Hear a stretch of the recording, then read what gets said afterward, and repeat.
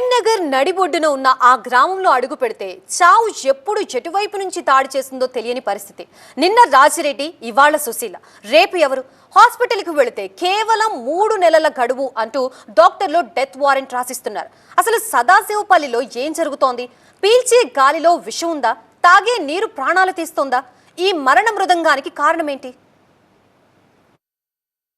సదాశివపల్లి కాలుష్య కూరలో చిక్కుకుంది.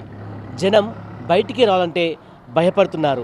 రైస్ మిల్లర్స్ నుంచి వస్తున్న వ్యర్థ పదార్థాలు కావచ్చు, కాలుష్యం కారణంగా చాలామంది మంచం పడిపడుతున్నారు. ఈ సదాశివపల్లి ప్రజలు ఎలాంటి ఇబ్బందులు ఎదుర్కొంటున్నారో ఇప్పుడు ఒకసారి తెలుసుకునే ప్రయత్నం చేద్దాం.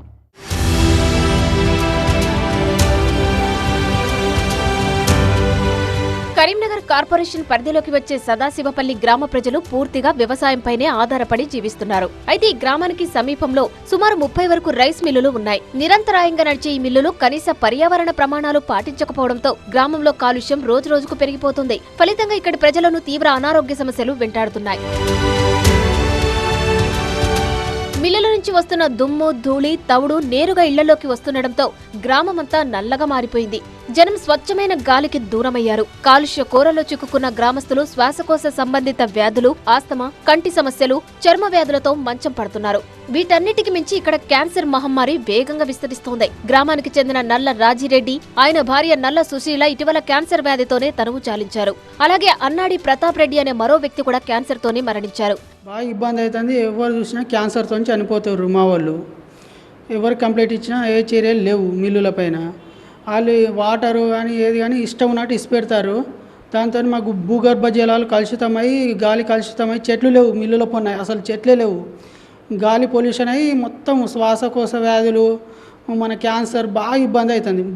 మన మిల్లులు వచ్చే బూడితోని మనం బట్ట నల్లగా అవుతుంది. మొత్తం ఏ చెట్టు కనబడని నల్లగా కనబడుతుంది. పొద్దున్న లేస్తే నల్ల కలర్ అవుతుంది. అది దురదృష్టవశాత్తు మరణించిన వారెవరూ 4th స్టేజ్ వచ్చే వరకు తమకు వ్యాధి సోకినట్లు గుర్తించలేకపోయారు. తీరా ఆసుపత్రికి వెళ్లేసరికి చేయి దాటిపోవడంతో కుటుంబాల్లో తీవ్ర విషాదం నిండుతోంది. మేము వెళ్ళేసరికి మాకు స్టేజ్ దాటిపోయింది. మాకు తెలియలేదు. అకస్మాత్తుగా ఆన్ ద స్పాట్ వెళ్ళేసరికి ఆల్రెడీ 4th స్టేజ్లో ఉంది, చనిపోతాడు. ఆల్రెడీ వాటర్ పొల్యూషన్ అదొకటి ఎక్కువ అవుతుంది ఊళ్ళో అని చెప్పారు. పొల్యూషన్ ఈ వరుస క్యాన్సర్ మరణాలతో ఇప్పుడు గ్రామస్తులంతా తీవ్ర ఆందోళన చెందుతున్నారు. ఎప్పుడు ఎవరికి ఏ రోగం వస్తుందోనని భయంగా కాలం వెళ్లదీస్తున్నారు. క్యాన్సర్ కూడా బాగా మందికి వచ్చింది ఈ ఊర్లో. తట్టుకోలేకపోతారు. ఎవరిని చూసి ఎవరు భయపడుతుండ్రు. అయ్యో పలానా వాళ్ళకి క్యాన్సర్ వచ్చింది కదా, మాకేమైతుంది అన్న భయం బాగుంది. ఆందోళన పడుతున్నారు బాగా మంది. రైస్ మిల్లుల నుంచి వస్తున్న వ్యర్థాలు ఎలాంటి జాగ్రత్తలు తీసుకోకుండా బహిరంగ ప్రదేశాల్లోకి, పొలాల్లోకి వదులుతున్నారు. దీంతో భూగర్భ జలాలు కలుషితమై పంటలు దెబ్బతినడమే కాకుండా ఆ నీటిని తాగి పశువులు కూడా ప్రాణాలు కోల్పోతున్నాయి. ఈ మిల్లుల నుంచి బాగా దుమ్ము, బూడిది, ఆ మురుగునీళ్ళ వాసన, ఆ మురుగునీళ్ళ వడ్లు ఉడకబెట్టిన నీళ్లు ఫిల్టర్ చేస్తలేరు. ఈటీపీల ద్వారా ఫిల్టర్ చేయాలి. ఫిల్టర్ చేసి బయటకు వదలాలి. అవి ఫిల్టర్ చేయక డైరెక్ట్ వదులుడుతోనే విపరీతమైన దుర్గంధం. ఆ దుర్గంధంతోనే మేము రోడ్డు మీద ఉండలేకపోతున్నాం. 10 నిమిషాలు నిలబడలేకపోతున్నాం.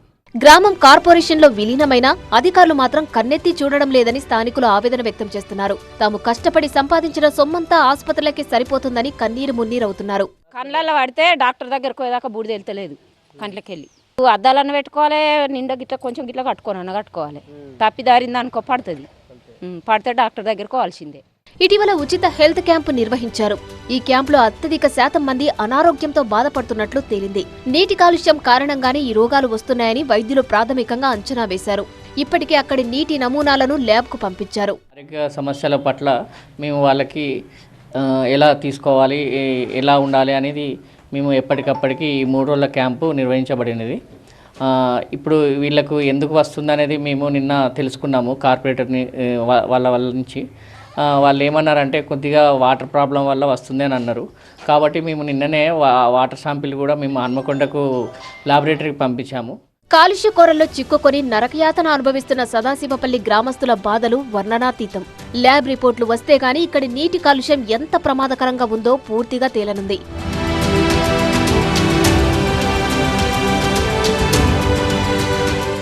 స్వచ్ఛమైన గాలి దొరకట్లేదు, స్వచ్ఛమైన నీళ్లు దొరకట్లేదు. దీంతో చాలామంది అనారోగ్యం పాలవుతున్నారు. ఎన్నోసార్లు అధికారులకు విన్నవించిన పట్టించుకోలేదు. ఇప్పటికైనా ప్రభుత్వం స్పందించి తమకు స్వచ్ఛమైన గాలిని, స్వచ్ఛమైన నీరును అందించాలని కోరుతున్నారు సదాశివపల్లి వాసులు. కెమెరా పర్సన్ సలీంతో సంపత్, టీవీ 9 సదాశివపల్లి.